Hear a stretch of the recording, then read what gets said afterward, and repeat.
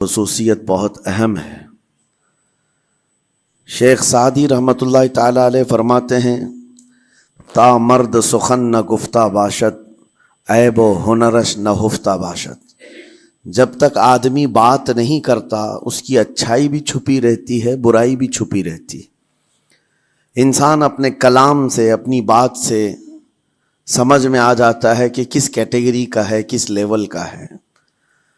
اس کی گفتگو کے آداب اس کی حقیقت بتاتے ہیں، بلکہ یہاں تک کہ اس کے نسب کا بھی پتہ لگا لیا جاتا ہے اور اس کی تربیت کا بھی اندازہ ہو جاتا ہے۔ حضرت لقمان حکیم سے پوچھا گیا نیکی کس کا نام ہے، تو آپ نے فرمایا دو چیزیں اور بہت چھوٹی ہیں۔ نیکی دو چیزیں ہیں جو بہت چھوٹی ہیں۔ کہا کیا ہے؟ کہا کہ ملاقات میں لوگ اپنے بھائیوں سے مسکرانا اور نرم گفتگو کرنا۔ ساری نیکیوں کی جڑ ہے یہ، نرم گفتگو کرنا اور لوگوں سے خندہ پیشانی کے ساتھ مسکرا کر ملاقات کرنا۔ لیکن میرے عزیزو، یہ دو چیزیں بناوٹی تو بہت سارے لوگوں کے ساتھ آ سکتی ہیں، اخلاق تصنع جس کو کہتے ہیں، تکلف کے ساتھ بہت سارے لوگوں کے ساتھ آ سکتی ہیں، لیکن حقیقت میں جس انسان کی طبیعت میں یہ دو چیزیں ہونی چاہیے وہ کب سمجھ میں آتی ہیں؟ اس وقت جو مولا علی کرم اللہ وجہہ الکریم نے فرمایا کسی انسان کو اس کی حقیقت دیکھنا ہو تو غصے کے عالم میں اسے دیکھو، وہ اپنے آپے سے باہر ہوتا ہے یا اپنے مزاج کے خلاف کس طرح بات کو سن کر کے تحمل رکھتا ہے۔ سب سے بڑا پہلوان وہ ہے جس نے اپنے غصے کو کنٹرول کیا اور اپنی زبان پر قابو پا لیا، ورنہ یہ وہ لمحہ ہے جب انسان پھٹ پڑتا ہے، جو دل کے اندر ہے سب کہہ جاتا ہے۔ آپ کو میں بتاؤں، نبی کریم صلی اللہ تعالی علیہ وسلم کے عظیم اخلاق کریمہ، بخاری شریف کی حدیث ہے، حضور مسجد نبوی میں تشریف فرما ہے۔ اس وقت مسجد نبوی، آج ہو سکتا ہے آپ کے ذہن میں جو امیج ہے مسجد نبوی کی، بہت بڑی عالی شان مسجد، لیکن وہ زمانہ نبوی میں اس طرح کی نہیں ہے۔ کچی دیواریں تھی، اوپر چھپر کے چھت پڑے ہوئے تھے اور مٹی کی زمین تھی۔ یہ مسجد نبوی کی شکل اس زمانے میں حضور اکرم صلی اللہ تعالی علیہ وسلم اپنے صحابہ کے ساتھ بیٹھے ہیں، ایک دیہات کا رہنے والا شخص آیا۔ ایک بات یاد رکھیں کہ دیہات میں، گاؤں میں رہنے والوں کے اخلاق اور تمیز میں بڑا فرق ہوتا ہے، ان کے ہاں آداب کی کمی ہوتی ہے۔ وہ شخص آیا اور مسجد نبوی میں آ کر حضور صلی اللہ علیہ وسلم سے کچھ بات چیت کیا اور تھوڑی دیر کے بعد مسجد میں ہی کھڑے ہو کر پیشاب کرنا شروع کیا۔ بخاری شریف میں یہ حدیث موجود ہے۔ جب مسجد نبوی میں کھڑے ہو کر پیشاب کرے تو صحابہ اکرام سب دیکھ کر کے دوڑانے لگ گئے، خذوہ خذوہ، پکڑو اس کو، پکڑو اس کو، اور صحابہ دوڑاتے تھے، وہ پیشاب کرتے ہوئے بھاگتا تھا پوری مسجد میں۔ نبی پاک صلی اللہ تعالی علیہ وسلم نے فرمایا دعوہ، چھوڑ دو اس کو، کر لینے دو، پیشاب کر رہا ہے مسجد میں، چھوڑ دو اس کو۔ جب وہ صحابہ اکرام حضور کا حکم سنتے ہیں سب پیچھے ہٹ گئے۔ تھوڑی دیر کے بعد نبی کریم صلی اللہ تعالی علیہ وسلم نے صحابہ سے فرمایا پانی کے ڈول بھر کر کے لائے جائیں۔ صحابہ سے ہی منگوایا، پانی کے ڈول بھر کر کے لائے گئے اور مسجد نبوی کے میدان میں فرش پر بہایا گیا اور صاف کیا گیا۔ اب وہ شخص نہایت ہی ڈرا سہما کھڑا تھا، میرے ساتھ کیا ہوگا پتہ نہیں، میں نے پیشاب کیا، اب مجھے یہ لوگ قتل کر ڈالیں۔ نبی کریم صلی اللہ تعالی علیہ وسلم نے قریب بلایا اور فرمایا، نہایت نرم گفتگو کے ساتھ حضور فرماتے ہیں یہ اللہ کا گھر ہے، یہاں پیشاب نہیں پیشانیاں رکھی جاتی ہیں۔ بس یہ جملہ ہے، بخاری شریف میں موجود ہے، یہاں عبادت کی جاتی ہے۔ اتنا کہہ کر رخصت ہو گئے، رخصت کر دیا۔ وہ دیہات سے آیا ہوا جو نوجوان تھا یا شخص تھا، باہر نکلتے ہی وہ کلمہ طیبہ پڑھ کر حضور کی غلامی میں شامل ہوا۔ میں نے وہ بلند عالی اخلاق نہیں دیکھے۔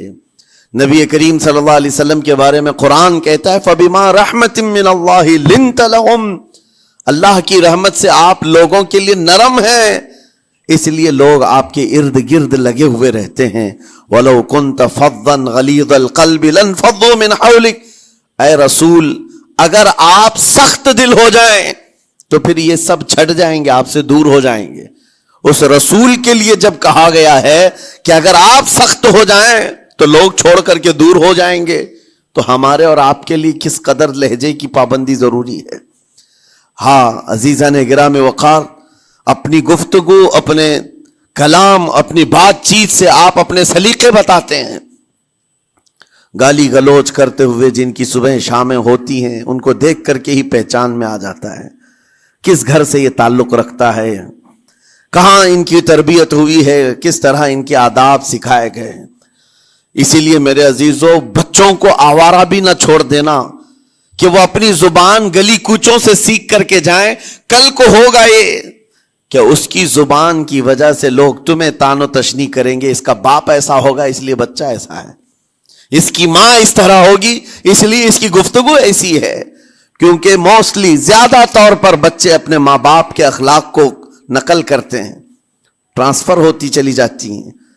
ایک بار حضور اکرم صلی اللہ تعالی علیہ وسلم مسجد نبوی سے باہر نکل کر جا رہے ہیں۔ توجہ میرے عزیزو، اخلاق کہاں دکھانے چاہیے اور ہماری بات چیت کے انداز ہمیں کہاں ہونا چاہیے، میں آپ کو بتاؤں۔ حضور تشریف لے کر جا رہے ہیں، صحابہ اکرام کھڑے تھے حضور کے اطراف۔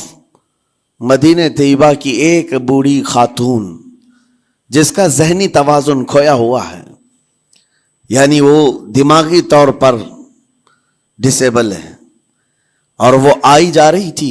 لوگ جب بھی اس کو دیکھتے راستہ کاٹ لیتے، وہ جس کو بھی پکڑتی تھی سنانا شروع کرتی تھی، جو منہ میں آئے بکنے لگ جائے، اور لوگوں کو تنگی محسوس ہونے لگتی۔ صحابہ نے دیکھا کہ یہ عورت آ رہی ہے، حضور کی طرف آ رہی ہے، سب نے حضور صلی اللہ علیہ وسلم کو گھیر لیا، اس کا راستہ روکنے کے لیے۔ اب آئے گی اور نبی کریم صلی اللہ علیہ وسلم کے پاس اگر زبان درازی کرنے لگ جائے، پاگل عورت ہے، اور بک بک کرنے لگ جائے، حضور پاک صلی اللہ علیہ وسلم کے ادب میں کہیں کمی نہ آ جائے۔ صحابہ کا یہ ہمیشہ اہتمام رہتا۔ حضور اکرم صلی اللہ علیہ وسلم نے دیکھا تو صحابہ سے کہا، ہٹ جاؤ، اس کو آنے دو، ہٹ جاؤ، اس کا راستہ چھوڑ دو۔ صحابہ نے کہا، یا رسول اللہ صلی اللہ علیہ وسلم، اس کا ذہنی توازن ٹھیک نہیں ہے، دماغی طور پر وہ عورت ٹھیک نہیں ہے، وہ آئے گی اور لمبی باتیں کرتی ہے، لا یعنی باتیں کرتی ہے، کہیں آپ کی شان پاک میں کوئی گستاخی نہ ہو جائے۔ صحابہ روک رہے تھے، حضور پاک صلی اللہ علیہ وسلم نے سختی سے فرمایا، ارشاد فرمایا، ہٹ جاؤ، اس کا راستہ چھوڑ دو، مجھے پتا ہے پورے مدینے میں اس کی کوئی نہیں سنتا، میں بھی نہ سنوں تو کس کو سنائے گی؟ اگر میں بھی نہ سنوں تو وہ کس کو سنائے گی؟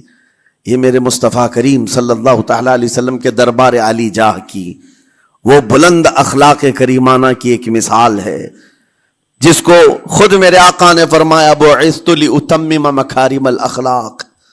عزیزان گرامی وقار، لوگوں کے آج حالات ایسے ہیں کہ اچھے لوگوں کے ساتھ اخلاق الگ دکھائے جاتے ہیں، چھوٹے لوگوں کے ساتھ اخلاق الگ دکھائے جاتے ہیں۔ سٹیٹس کا آدمی ہو تو اس کے ساتھ ملنے کے طریقے الگ ہیں، اور غریب کوئی آ جائے، فقیر کوئی آ جائے تو اس سے ملنے کا انداز الگ ہو جائے۔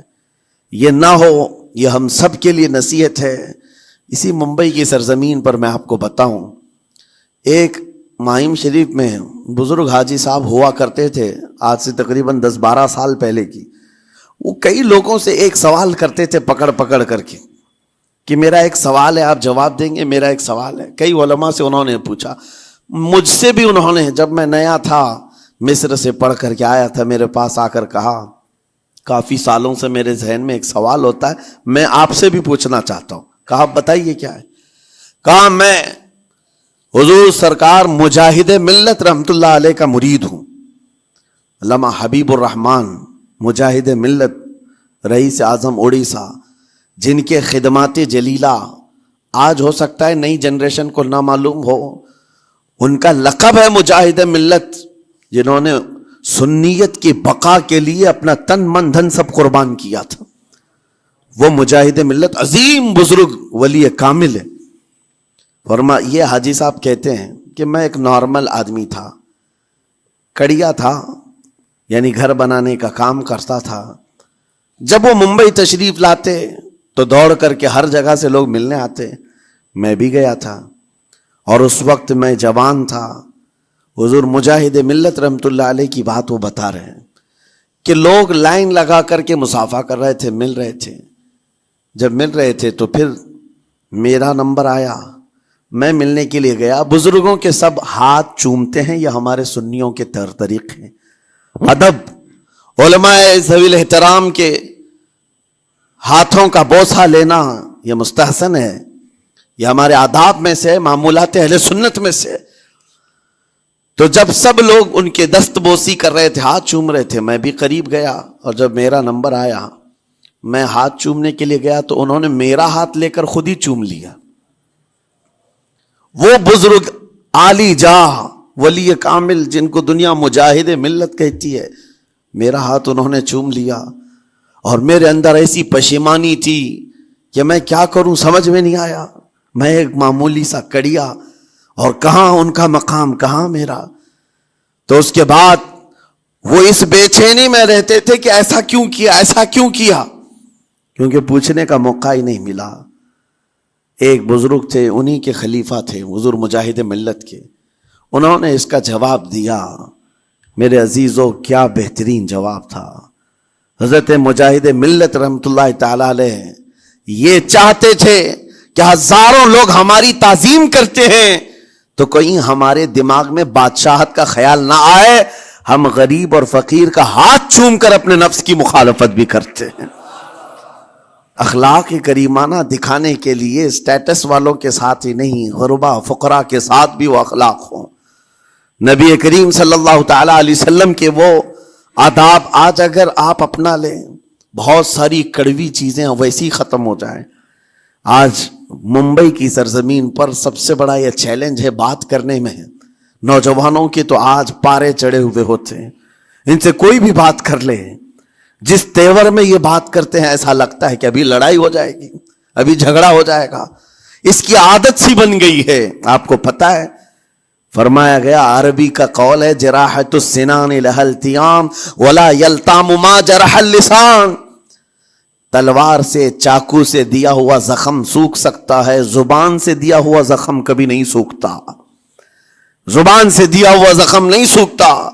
بولنے سے پہلے 1000 بار اس بات کو خیال ہونا چاہیے کہ میں جس کو بول رہا ہوں کہیں اس کا دل چھلنی تو نہیں ہو جائے. میری زبان یہ ہوتی 50 گرام کی چھوٹی زبان ہے, لیکن بڑے بڑے لوگوں کے کلیجے چیر کر رکھتی ہے, بڑے بڑے لوگوں کے دلوں میں سوراخ کر کے رکھتی ہے, زخمی کر کے رکھتی ہے اس کا استعمال. اسی لیے روایت میں ملتا ہے کہ جب انسان صبح کرتا ہے تو سارے اعضاء, ہاتھ پیر آنکھ کان ناک, سارے اعضاء سب سے پہلے زبان سے یہ عرض کرتے ہیں, اس کی پناہ مانگتے ہیں, کہتے ہیں آج تو صحیح سلامت رہے گی تو ہم سب صحیح سلامت رہیں گے, اور اگر تو پھسل گئی تو عذاب ہم پر بھی ہوگا. زبان بولتی ہے, مار کسی اور کو پڑتی ہے, کوئی زبان کو مارتا نہیں ہے. گالی زبان دیتی ہے لیکن مار کبھی پیٹھ پہ پڑتی ہے, سر پہ پڑتی ہے, ہر جگہ پڑتی ہے. تو یہ زبان نبی کریم صلی اللہ تعالی علیہ وسلم نے ارشاد فرمایا, من یضمن لی ما بین لحیتیہ وما بین. حضور پاک صلی اللہ تعالی علیہ وسلم فرماتے ہیں, جس نے 2 چیزوں کی ضمانت مجھے دے دی, حفاظت کی, میں اسے اضمن لہ الجنہ, میں اس کو جنت میں لے جانے کی ضمانت دیتا ہوں. 2 چیزیں کیا ہیں؟ حضور فرماتے ہیں, ایک 2 جبڑوں کے بیچ میں جو موجود زبان ہے اس کی حفاظت کر لے, اور 2 رانوں کے بیچ میں جو شرمگاہ ہے اس کی حفاظت کر لے. یہ 2 چیزیں جس نے بچا لیا میں اس کو جنت میں لے جانے کی ذمہ داری دیتا ہوں, ضمانت دیتا ہوں. اس کا کتنا بڑا کردار ہے, یہ زبان کا کتنا بڑا کردار ہے. اور حضور نے ایک بار پکڑ کر کے فرمایا تھا, زبان کو پکڑ کر کے کہا تھا, یہ وہ زبان ہے جو انسان کو جنت میں بھی لے جاتی ہے اور دوزخ میں بھی لے جاتی. کلمہ کس سے پڑھتے ہیں آپ؟ لا الہ الا اللہ, زبان ہی سے تو پڑھتے ہیں, اسی کلمے نے آپ کو جنت تک پہنچایا. اور کافر جو کفر کرتا ہے وہ بھی زبان سے ہی کرتا ہے, اور زبان اسے ہمیشہ کی دوزخ میں لے جاتی ہے۔ اس زبان کو چلانے سے پہلے 1000 بار سوچ لیں کہ آج لہجوں کی سختیاں بڑھتی چلی گئیں، اور آپ کو پتا ہے قرآن پاک میں رب تعالیٰ نے یہ فرمایا وَلَا تَقُلْ لَهُمَا اُفٍّ وَلَا تَنْهَرْهُمَا، والدین کے بارے میں بچوں کو کیا کہا گیا؟ ان کو اف تک نہ کہو۔ لیکن زبان جب کھلتی ہے نا، ماں باپ کے خلاف نوجوانوں کو ہم نے دیکھا ہے گالی گلوچ کرتے ہوئے اور اتنی بری باتیں کہتے ہوئے، معاذ اللہ۔ عزیزان گرامی وقار، حضور نے تو یہ فرمایا جس نے پلٹ کر کے اپنے ماں اور باپ کو سخت لہجے میں بات کیا یا ان کی نافرمانی کی، حضور فرماتے ہیں میرا دل چاہتا ہے کہ اس کے گھر کو آگ لگا دوں، آگ لگا دوں۔ اس لیے اس بات کو ہمیشہ یاد رکھیں، تمہارے لہجے کی سختیاں کسی کو زخمی کر دیں تو آخرت خراب ہو جائے گی، آخرت خراب ہو جائے گی۔ حضرت علقمہ رضی اللہ تعالیٰ عنہ حضور کے صحابی ہیں، حضور صلی اللہ علیہ وسلم کے صحابی ہیں۔ آخری وقت آ گیا تھا لیکن زبان نہیں کھلتی تھی۔ ان حضور پاک صلی اللہ علیہ وسلم کے پاس سفارش لائی گئی کہ آپ کے وہ ساتھی ہیں انتقال کر رہے ہیں لیکن زبان پر کلمہ بھی نہیں آتا۔ حضور تشریف لائے، دیکھا، پوچھا گھر میں ان کے کون کون ہے؟ کہا بیوی ہے اور ماں ہے۔ ماں کو بلایا اور کہا علقمہ کے بارے میں کیا کہتی ہو، کیسا تھا؟ کہا بہت اچھا، پرہیزگار، عبادت گزار، سارے نیکوکاریاں اس کے اندر ہیں۔ تو پھر حضور نے پوچھا اچھا یہ بہت نیک تھا، تم بھی اس سے راضی ہو کہ نہیں ہو؟ ماں نے کہا میں نہیں راضی ہوں، میں راضی نہیں ہوں۔ کہا کیوں، وجہ کیا ہے؟ کہا یا رسول اللہ میرا اکلوتا بیٹا، میرا تنہا بیٹا تھا، بڑی محبتوں کے ساتھ اس کو پالا تھا، اور جب میں نے اس کی شادی کی اپنی بیوی کو لایا، اور جب بیوی گھر پر آ گئی تو میری بات کو ہلکے میں لیتا، اپنی بیوی کی بات کو فوقیت دیتا، ترجیح دیتا، اور اس وقت غالباً یہ باتیں تھی کہ زبان سے کوئی کلمہ ان کے نکلا ہوگا جو بیوی کی حمایت میں تھی، ماں کو تکلیف پہنچ گئی۔ کہا میرا دل گوارا نہیں کرتا، میں اس سے راضی نہیں ہوں، باقی وہ بہت نیک بندہ ہے، بہت اچھا ہے۔ حضور نے فرمایا دیکھو زندگی کے آخری پڑاؤ پر آ چکا ہے، روح نکلنے کو ہے، معاف کر دو۔ وہ بھی صحابیہ تھی، انہوں نے کہا آقا آپ کا حکم ہے یا مشورہ ہے؟ اگر حکم ہے تو پھر ماننا ہے۔ حضور نے فرمایا نہیں، حکم نہیں، مشورہ ہے۔ کہا مشورہ ہے تو پھر دل نہیں چاہتا، دل نہیں چاہتا۔ حضور نے فرمایا صحابہ سے کہ لکڑیاں جمع کرو، آگ لگاؤ اور انہیں اٹھاؤ، آگ میں ڈال دو۔ آگ دہکائی گئی تو ماں کی ظاہر سی بات ہے ممتا بے چین ہو گئی۔ کہا ان کو میرے سامنے آگ میں ڈالیں گے؟ کہا ہاں، اس سے بہتر ہے کہ وہاں جلے گا، یہاں جلے۔ وہ ماں کہتی آقا آپ گواہ ہو جائیں، میں اپنے بیٹے کو معاف کرتی ہوں۔ ادھر معاف کیا، ان کی زبان پر کلمہ طیبہ جاری ہوا۔ میرے عزیزو یہ بتانا مقصود اس لیے ہے کہ زبان سے دیے ہوئے زخم خواہ والدین کو ہو، یہ معمولی نہیں ہوتے۔ ہو سکتا ہے آخری وقت تمہاری زبان بند ہو جائے اور کلمہ طیبہ بھی نہ جاری ہو، زبان کھلنے بھی نہ لگے، یہ حالات آ جائیں گے۔ اس لیے اپنی زبان کا کنٹرول برقرار رکھو، کس سے کیا کہنا ہے۔ ابھی میں اس کا دوسرا پارٹ بھی بتاتا ہوں زبان کے استعمال کا۔ یہ نرمی لہجے کے اندر ہونا بہت ضروری ہے، لیکن کچھ جگہوں پر سختی کی اجازت ہے، لیکن وہ مقامات الگ ہیں۔ نرم لہجہ حضور پاک صلی اللہ تعالی علیہ وسلم کے فرامین میں سے ہے۔ ایک بات بڑی بغداد مقدسہ میں نے ایک ولی پاک کی زیارت کی، ان کے آستانے پر بھی میں ابھی بیان کیا تھا۔ حضرت بہلول دانا مجذوب بزرگ تھے اور بغداد کی گلیوں میں کہیں پر بھی بیٹھ جاتے تھے، اور جو جانکار تھے وہ سمجھتے تھے اللہ والا بندہ ہے۔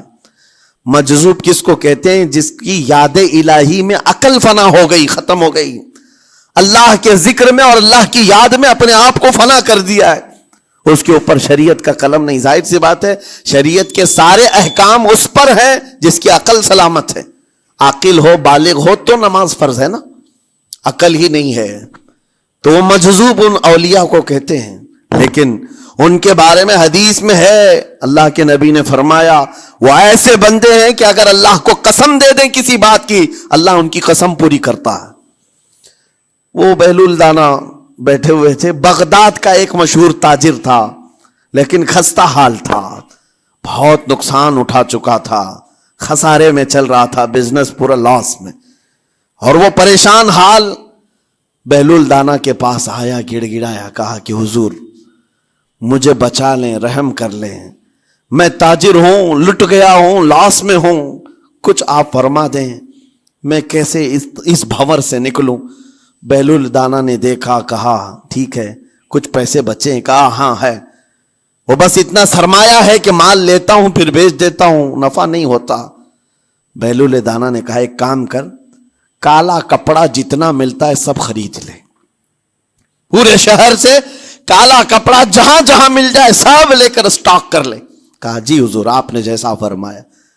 گیا، جتنا سرمایہ تھا سب لگا دیا، کالا کپڑا خرید کر ایک جگہ اسٹاک کر دیا۔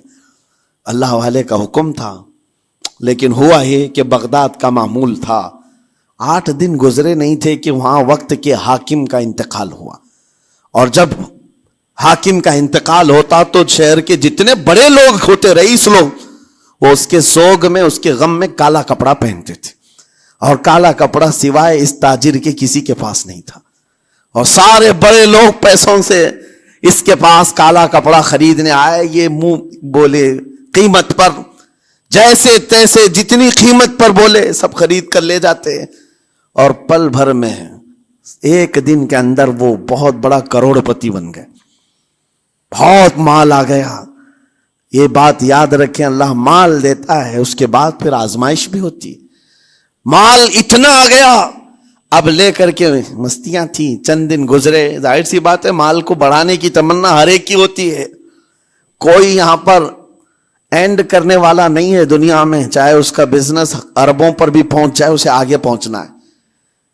چند دن گزرے تھے، 8-10 دن، پھر آیا حضرت بہلول دانا کو ڈھونڈتے ہوئے، ایک جگہ میدان میں یہ مجذوب بزرگ بیٹھے مل گئے، آیا اور کہا او دیوانے بتا اب کیا خریدوں، پیسہ بہت ہے ابھی میرے پاس، بتا دیوانے اب کیا خریدوں؟ انہوں نے دیکھا، کہا کہ لہجہ تو بدلا ہوا ہے، پیسہ بہت زیادہ تھا، کہا کہ ٹھیک ہے کوئی بات نہیں، اللہ والوں کو ان سب چیزوں سے کوئی لینا دینا نہیں۔ آپ نے کہا مال جتنا ہے تیرے پاس سب لے کر کے خربوز خرید لے، تربوز خرید لے، جس کو کلنگڑ کہتے ہیں، تربوز پورے خرید لے۔ اس نے کروڑوں کی جائیداد پورے تربوزوں میں لگا تھی، سب تربوز خرید کر سٹاک کر دیا ایک جگہ، اور اس کے گمان میں یہی تھا کہ چند دن گزریں گے، کوئی ایسا ہی حادثہ ہوگا جب تربوز منہ مانگی قیمت پہ لوگ خریدیں گے اور میں بیچوں گا۔ پورا مال تربوز میں لگایا، 2 دن 4 دن 6 دن 8 دن گزرے، کوئی حادثہ نہیں، ادھر تو تربوز سڑنے لگ گئے، وہ تو زیادہ دن سٹاک نہیں کیے جا سکتے، سڑن شروع ہو گئی، پھر تھوڑے دنوں کے بعد پورے کے پورے سڑ گئے، کروڑوں کا مال تربوز میں سڑ کے چلا گیا، وہ بیچ بھی نہیں سکا، کچھ نہیں کر سکا، واپس چیختا چلاتا اسی حالت میں آیا، پہلے سے بھی زیادہ بدتر حالت میں میں آ گیا ہوں، دوڑتے ہوئے آیا، حضرت بہلول دانا کو ڈھونڈتے ہوئے، کہاں ہیں؟ وہ اسی جگہ بیٹھے ہوئے مٹی میں بیٹھے رہتے تھے، قریب آیا اور کہنے لگا کہ آپ نے میرے ساتھ ایسا کیوں کیا بہلول؟ بہلول دانا نے کہا کیا ہوا؟ کہا میں تو لٹ گیا، تربوز میں پیسے لگائے آپ کی وجہ سے اور پورے سڑ گئے۔ بہلول دانا نے کہا میں نے تو کچھ نہیں کیا، پہلے تو تجھے نفع ملا تھا وہ تیرے لہجے کی وجہ سے، اب خسارہ ہوا ہے تیرے لہجے کی وجہ سے۔ پہلے جو آیا تھا بات کرنے کے لیے اس وقت تیری تمیز الگ تھی، تیری تہذیب الگ تھی، اخلاق الگ تھی، گڑ گڑا کر کہا تھا کہ میں لٹ گیا ہوں آپ رحم کر دیں، دوسری بار آ کر کے کیا کہا؟ وہ دیوانے بتا کیا خریدوں؟ لہجہ بدل گیا تو پوری حیثیت بدل گئی، زبان ہماری اونچائی پر بھی لے جاتی ہے اور نیچے بھی لے آتی ہے۔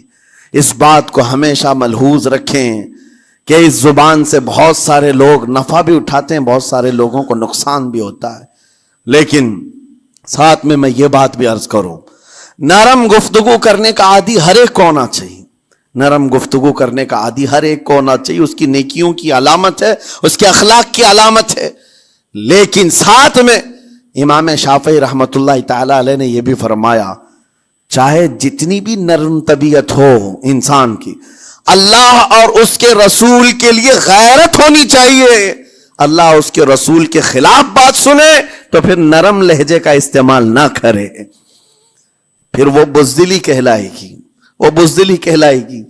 آج میں ایک بات یہ بھی بتا دوں، بہت سارے لوگ یہ سمجھتے بھی ہیں، ابھی چند دن قبل میں ماررہ مطہرہ میں بیان کیا اخلاق کے، اولیاء اکرام کے مذہب و مسلک پر، اور پچھلے 15 سالوں سے میں نے بہت سارے خطابات کیے ہیں اخلاق پر، معاشرے کی برائیوں پر، لیکن ابھی چونکہ چند دنوں میں جلسے پروگرام بہت سارے ہو گئے اور عظمت ناموں سے رسالت پر زیادہ گفتگو ہونے لگی، تو لوگوں میں ایک امیج الگ بیٹھی ہوئی ہے۔ اور ابھی ہم نے اخلاق کے حسنہ پر گفتگو کیا کی 8 دن پہلے، ایک بزرگ نے مجھ سے پوچھا، ایسی بھی تقریر کرتے ہیں آپ ایسی بھی تقریر کرتے ہیں، یعنی نرم گفتگو بھی کرتے ہیں؟ مطلب یہ ہے کہ ہماری امیج ایسی بنا کر رکھیں کہ ہم ہر وقت چلاتے ہی رہتے ہیں، ہر وقت للکارتے ہی رہتے ہیں۔ میرے عزیزوں، میں یہاں پیغام دینا چاہتا ہوں، ہم قرآن کے اس آیت پر عمل کرنا چاہتے ہیں جو مولا نے فرمایا، اشداء علی الکفار رحماء بینہم۔ مومنین کی شان ہے، صحابہ کی شان ہے، وہ کافروں پر سخت ہوا کرتے ہیں اور مومنوں کے لیے نرم دل ہوا کرتے ہیں۔ زبان کی نرمی ایمان والوں کے لیے ہے، زبان کی نرمی محبت مصطفیٰ کے لیے ہے، عاشقان مصطفیٰ کے لیے ہے، ساتھ میں زبان کی سختی کفار و مشرکین کے لیے ہے، گستاخان رسول کے لیے ہے۔ اور اگر یہ چیز نہیں آئی تو پھر آپ سمجھ لیں نیک اس وقت نہیں کہلائے گا آدمی۔ بعض لوگوں کو ایسا لگتا ہے نرم بات کرنا چاہیے، نرم گفتگو، بالکل صحیح ہے، یہ اخلاق ہے، لیکن اگر ایسے مقامات پر جہاں تمہارے نبی کو کوئی گالی دے رہا ہو، رب کی شان میں کوئی بھونک رہا ہو، اس وقت تم کہو کہ اخلاق ہے، نرم بات کرنا چاہیے، یہ بے غیرتی ہے، یہ بے غیرتی ہے۔ تمہاری بیوی کو اگر تمہارے سامنے کوئی چھو دے اور اس کے بعد تم ہنس کر کے اس سے کہو ٹھیک ہے جائیے صاحب، آپ کو کہا جائے گا بے غیرت آدمی، بے غیرت آدمی ہے۔ انسان کو اپنی بیوی، اپنی بیٹی، اپنی ماں پر بھی غیرت ہوتی ہے، وہ سنتا نہیں ہے، یہ پیدائشی ہے، فطرت ہے انسان کی۔ اور مومن کی شان یہ ہے، سب سے بڑی غیرت اس کے لیے اللہ اور اس کے رسول کے لیے ہوا کرتی ہے۔ اللہ اور اس کے رسول کے لیے ماں اور باپ کو گالیاں ایک وقت میں برداشت کر بھی لے جائے، لیکن اللہ اور اس کے رسول کی شان میں وہ ہرگز برداشت نہ کرے، یہ ایمان کی علامتوں میں سے ہے۔ بہرحال میں نے زبان کے دونوں استعمال آپ کو بتائے، سخت لہجے بھی ہیں، نرم لہجے بھی ہیں، لیکن جب آپ کا پالا کسی گستاخ سے نہ پڑے تو ہمیشہ نرم گفتگو کرنے کے عادی بنے۔ مومنین میں نرم لہجے کا اختیار ہمیشہ رہے، اس سے اخلاق آپ کے بتائے دکھائے جاتے ہیں، اس سے آپ کے اخلاق معلوم ہوتے ہیں، ساتھ ہی معاشرے میں نرمی اور محبت کا ماحول بھی قائم ہوتا ہے۔ ڈانٹنے کے طریقے بھی میں آپ کو بتاؤں، میرے والد اگرامی فرمایا کرتے تھے، حضور حافظ ملت رحمت اللہ علیہ جو الجامعۃ الاشرفیہ مبارک پور کے بانی ہیں اور بڑے محدث جنہوں نے ایک نہیں ہزاروں عالم پیدا کیے، اس ہندوستان کی بات کر رہا ہوں، حافظ ملت رحمت اللہ علیہ پوری بخاری شریف پڑھاتے تھے، تقریباً 40 سال تک انہوں نے پڑھایا بخاری شریف۔ میرے والد ان کے شاگرد ہیں، فرماتے ہیں جب وہ بہت زیادہ ناراض ہو جاتے کسی سے، ڈانٹنا ہوتا، ہر استاد بچے کو ڈانٹتا ہے، کبھی کچھ بچہ نافرمانی کر جائے یا مزاج کے خلاف بات کرے تو استاد ڈانٹتا ہے، تو حافظ ملت رحمت اللہ علیہ اگر کسی شاگرد کو ڈانٹتے بھی غصے میں تو کہتے ہیں اے جنتی کیا کر رہا ہے، کہتے ہیں اگر یہ جملہ قبول بھی ہو جائے تو بچہ جنتی ہو جائے۔ لہجے کی یہ استعمالات اولیاء سے سیکھو میرے عزیزو، غصے پر کنٹرول اس وقت تمہارے اخلاق معلوم ہوتے ہیں جب تمہارا غصہ عروج پر ہوتا ہے، اس وقت تمہاری حقیقت لوگوں کے سامنے آتی ہے. وہ اپنے شاگردوں کو ڈانٹتے بھی تو جنتی کہہ کر ڈانٹتے ہیں. یعنی کوئی گالی نہیں ہے, کوئی برے کلمے نہیں ہیں, بلکہ ایسا جملہ ہے کہ اگر قبول بھی ہو گیا استاد کی زبان سے, اس کی تو زندگی وصول ہوگی, اس کا بیڑا پار ہو گیا. ہمارے درمیان ماں باپ کو بھی یہ چاہیے کہ بچوں کو کس طرح کے اخلاق آپ دے رہے ہیں. گفتگو کرنے کے متعلق قرآن میں اللہ تعالیٰ نے آداب بتائے ہیں. جب آپ گھروں کے اندر موجود ہوں تو بچوں کے سامنے کس طرح کی گفتگو کیا کریں گے, کیسی بات کریں گے. شوہر اور بیوی جس طرح کی باتیں کر رہے ہیں بچے کے دماغ میں وہ پورا کا پورا چھپتا ہے, ٹرانسفر ہوتا ہے. اسی لیے کہا گیا ایڈلٹ گفتگو کبھی بھی بچوں کے درمیان نہیں کی جائے گی. جو میچورٹی میں نہیں ہے ان بچوں کے سامنے ماں اور باپ بیٹھ کر کے کلام بھی نہ کریں, بات نہ کریں. معاشرہ تو آج ایسا ہے, سب پوری فیملی لے کر کے بیٹھے ہوئے ہیں, اور حد تو یہ ہے کہ گندی فلمیں سامنے لگی ہوئی رہتی ہیں. وہ کیسے بچا پاؤ گے؟ 4 سال 5 سال کے بچے کے اندر بھی وہ گفتگو, وہ مکالمات, ایک دوسرے سے بات کرنے کی تمیزیں, وہ سب وہاں سے سیکھتا آ رہا ہے. گھروں کے اندر ماحول کو تبدیل کرنے کے لیے آپ کی اپنی زبان پر کنٹرول اور اپنے بچوں کی تربیت اور ان کی زبان پر کنٹرول بہت ضروری ہے. پھر دیکھنا آپ یہ معاشرہ پیدا کر کے کل کو آپ کا بچہ نکلے گا, اس کی تمیز, اس کے اخلاق پر ہر کوئی اش اش کرے گا. چند دنوں کی محنت ہے آپ کی, لیکن بچے جب سلیقے کے ساتھ گفتگو کریں تو لوگوں کا دل جیت لیا کرتے ہیں. بات کرنے کے آداب ایسے ہیں کہ لوگ دل جیت لیا کرتے ہیں. یہ میرے استاد گرامی مصر کے رہنے والے تھے. جب خطابت ہمیں سکھا رہے تھے گفتگو کرنے کے آداب, تقریر کرنے کے آداب, تو ایک امام غزالی کا قول تھا کلم الناس علی قدر عقولہم, لوگوں سے ان کی عقل کے مطابق بات کرو. اس پر وہ سمجھاتے ہوئے ہمیں ٹریننگ دیتے تھے اور کہتے تھے کہ تمہارے پاس آنے والے کئی طرح کے لوگ ہوں گے. اگر تم امام ہو, اگر داعی ہو, خطیب ہو, مقرر ہو, کوئی غریب گھر سے, کوئی بڑے امیر گھر سے, کوئی پڑھا لکھا آئے گا, کوئی جاہل ہوگا, کوئی بدتمیز بھی ہوگا, کوئی نیکوکار, کوئی گنہگار, سب طرح کے مکس مجموعہ تمہارے پاس ہوگا. ان سے خطاب کرنا, ان سے بات کرنا, کس انداز سے بات کرو گے, کیسے ان سے کلام کرو گے. میرے عزیزو, یہ ہمارا اپنا ہنر نہیں ہے. ہم جو آپ کے سامنے گفتگو کر رہے ہیں یہ ہمارا فن نہیں ہے, یہ اپنا پیدا کیا وہ ہنر نہیں ہے.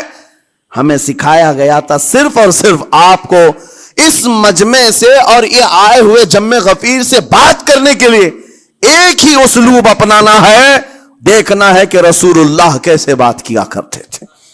میرے آقا صلی اللہ تعالی علیہ وسلم کا اسلوب اپناؤ. حضور کے خطبے دیکھو, حضور جب خطاب کرتے, ظاہر سی بات ہے مسجد نبوی میں اس وقت بھی لوگ, ہر طرح کے لوگ آتے, دیہات کے بھی تھے, شہر کے بھی تھے, اعلیٰ دماغ والے لوگ, اور کئی الگ الگ قسم کے لوگ آتے. حضور کا خطاب سب کے لیے تھا. عزیزان گرامی, ان سنتوں پر عمل کر کے آج آپ اپنے لہجے کو بہتر بنا سکتے ہیں. بس میری گفتگو کا خلاصہ یہی ہے کہ اللہ تعالیٰ ہمیں زبان کا صحیح استعمال عطا فرمائے, ورنہ یہ زبان کی سختیاں اور اس کی کڑواہٹ ہمیں دوزخ میں بھی لے جاتی ہے, دوزخ تک لے جا سکتی ہے. اللہ تعالیٰ اس کی مکاریاں, اس کی عیاریاں اور اس کی شرانگیزیوں سے ہم سب کی حفاظت فرمائے. ساتھ میں یہ بھی میں بتا دوں, وہ زبان پاک نہیں بولتی, وہ زبان پاک نہیں بولتی جو حلال نہیں کھاتی. یہ بھی بزرگوں نے فرمایا ہے, یہ زبان پاک نہیں بولتی جو حلال نہیں کھاتی. اسی سے ہر کچھ گزرتا ہے, اندر پیٹ میں جاتا ہے. حلال لقمے اس سے گزارو تو زبان پاک بولے, اللہ کا ذکر کرے, اور تمہیں زبان میں وہ لذت آنے لگ جائے. لیکن اس سے حرام لقمے گزارتے رہو گے, اس کے لہجے کی سختیاں بھی آ جائیں گی, اس کے اندر کڑواہٹ بھی آ جائے گی, گالی گلوچ, یہ سارے استعمالات یہ زبان کرنے لگ جائے گی. کیوں؟ اس سے حرام لقمے جو گزارے جا رہے ہیں. اس چیز کا بھی خیال ضروری ہے. زبان کو جس طرح کا پیٹرول دو گے ویسی چلے گی یہ گاڑی. جس طرح کا ڈیزل اس کے اندر ڈالتے ہو, حرام یا حلال, یہ بہت معنی رکھتا ہے. اور ایک بات یہ بھی سن کر کے چلے ہیں کہ حضرت سلیمان علیہ السلام کے زمانے میں ایک مناظرہ ہوا تھا علماء کا. بعض لوگوں نے کہا کہ انسان کی ایک جماعت تھی، انسان کی زبان افضل ہے، منہ افضل ہے، اس لیے کہ وہ اللہ کا ذکر کرتی ہے۔ بعض نے کہا کہ نہیں، انسان کے پیچھے کا مقام اچھا ہے، اس سے بہتر ہے۔ یہ دونوں کی تکرار میں حضرت سلیمان علیہ السلام کے پاس بات آئی، آپ بتائیں۔ تو ان سے پوچھا تم اتنی بڑی بات کیوں کہہ رہے ہو؟ اس کے پیچھے کا مقام اچھا ہے۔ کہا کہ اس لیے کہ وہ صرف نجاست نکالتا ہے، وہ صرف نجاست نکالتا ہے، وہ مقام غلاظت باہر کرتا ہے، غلاظت اندر لیتا نہیں۔ زبان غلاظت اندر بھی لیتی ہے، حرام کھاتی بھی ہے، لوگوں کو زخمی بھی کرتی ہے۔ ان علماء کی دلیل تھی۔ تب آپ نے فرمایا بات ٹھیک ہے، جس انسان کا زبان پر کنٹرول نہیں، حرام کھاتا ہو اور بد کلامی کرتا ہو، گالی گلوچ ساری چیزیں کرتا ہو، آپ نے فرمایا اس سے بہتر اس کا پیچھے کا مقام ہے۔ اور جو انسان کنٹرول رکھتا ہے، حلال کھاتا ہے اور لہجے کی نرمی رکھتا ہے، ظاہر سی بات ہے اس کا منہ ہی افضل ہے، اس کی زبان افضل ہے۔ اب یہ تو فیصلہ سب کا ہے، کس کو کیا چیز اختیار کرنی ہے۔ عزیزان گرامی اوقات، یہ بہت بڑی بات ہے جو میں آپ کے سامنے کہہ رہا ہوں۔ زبان کو اگر کسی دوسری جگہ سے کمپیئر کیا جائے تو لگتا ہوگا نرم، یہ بالکل اچنبے والی بات ہے، عجوبے والی بات ہے، یہ کون سا کمپیریزن ہے؟ وجہ یہی ہے، بعض لوگوں کو ہم نے اتنا گندا بولتے ہوئے دیکھا ہے، اس سے بہتر ہے کہ وہ نہ بولیں۔ لوگوں کو زخمی کرتے ہیں، کسی کے مقدسات پر حملے کرتے ہیں۔ اللہ تعالیٰ ان کے زبان کی شرارتوں سے ہماری حفاظت فرمائے، اور کریم خدا ارحم الراحمین مولا اس چیز سے بھی ہمیں حفاظت فرمائے۔ قیامت کے دن کچھ لوگ صرف اس لیے پکڑے جائیں گے کہ وہ کچھ نہیں بولتے تھے، لیکن وہ جن کے ساتھ رہتے تھے وہ بولتے تھے، وہ لوگ بولتے تھے، اور ان کی وجہ سے یہ خاموش رہنے والا جو ساتھ میں تھا اسے بھی جہنم میں لے جایا جائے گا۔ اور وہ اس دن کہے گا پکار کر، یا ویلتا لیتنی لم اتخذ فلانا خلیلا، اے کاش میں فلاں کی دوستی نہیں کیا ہوتا تو اچھا ہوتا، آج میں بچ گیا ہوتا۔ اپنے ماحول کو بچاؤ، جہاں زبان کی خرابی دیکھو اپنے آپ کو بھی بچاؤ، اور اس ماحول سے بھی اپنے کو دور رکھو۔